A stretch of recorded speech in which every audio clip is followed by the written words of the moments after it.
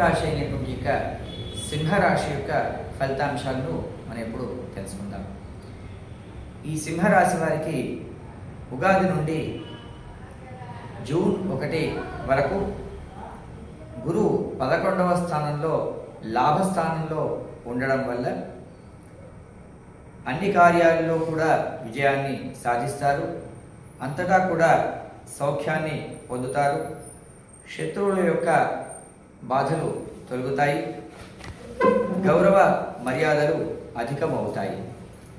ఇక అద్భుతమైనటువంటి యొక్క శక్తి సామర్థ్యాలను వీరు కలిగి ఉంటారు.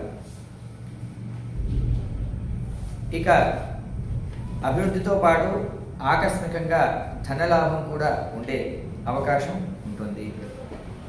2/6/2026 నుండి 30/10/26 వరకు తిరిగి 25/1/27 నుండి సంవత్సరాంతం వరకు కూడా కర్కాటక రాశిలో అనగా 12వ స్థానంలో గురువు ఉండడం వల్ల రుణ ప్రయత్నాలు ఫలిస్తాయి.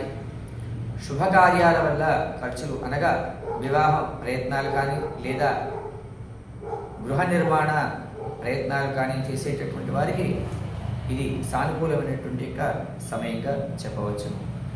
ఇక వీరికి 31/10/2026 నుండి 24/1/27 వరకు సింహరాశిలోని అనగా జన్మస్థానంలోని గురువు ఉండడం వల్ల వీరి యొక్క పై అధికారులతో వీరు తోటి ఉద్యోగస్తులతో జాగ్రత్తగా ఉండడం మంచిది. ఇక శని వీరికి ఉగాది నుండి సంవత్సరాంతం వరకు కూడా